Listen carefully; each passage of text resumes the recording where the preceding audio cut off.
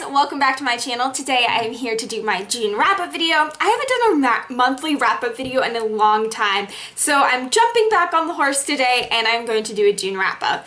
And this month I'm not necessarily celebrating the amount of books that I read, but rather the amount of time I dedicated to reading this month.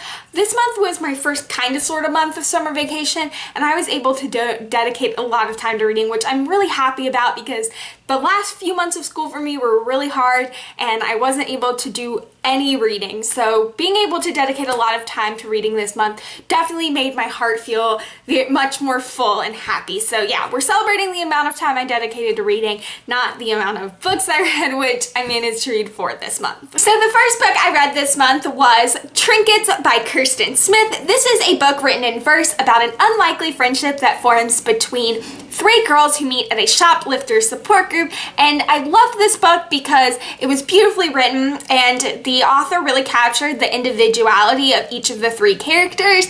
I was slightly confused and frustrated by the amount of supporting characters in the story, but overall I really did enjoy this book, and I think I gave it 4 stars. Maybe I gave it 3, but I think I gave it 3 or 4 stars, something like that. So the second book I read this month is I'm Not Her by Janet Gertler. This is a book about a girl who I believe her name is Jess. It's about a girl named Jess who is living in the shadows of her older and more popular sister, and her older sister, has just been diagnosed with cancer, so she is kind of thrust into the social spotlight and she has to deal with it.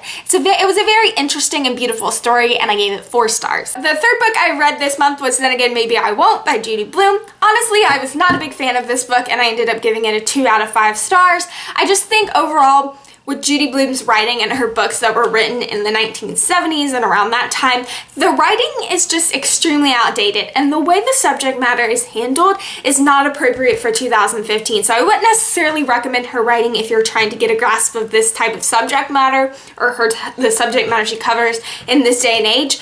But if you read it when it came out, you were probably very fascinated by it because the subject matter probably wasn't brought up that much in YA middle grade literature. So I definitely would give her props for being a trailblazer in the subject matter that she tends to write about, but for 2015 it's not outdated. It's pretty outdated and not my favorite.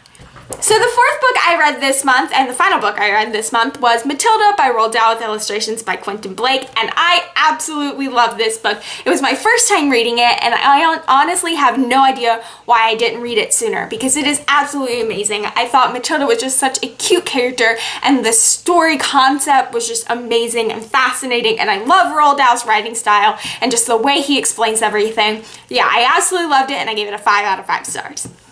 So those were the books I read in the month of June. I hope you have enjoyed this wrap-up. Let me know what your favorite book of the month was down in the comments below, so I can definitely try to check some of those out and maybe we can start a conversation. But as always, guys, thanks for watching, and I will see you soon with another video. Bye!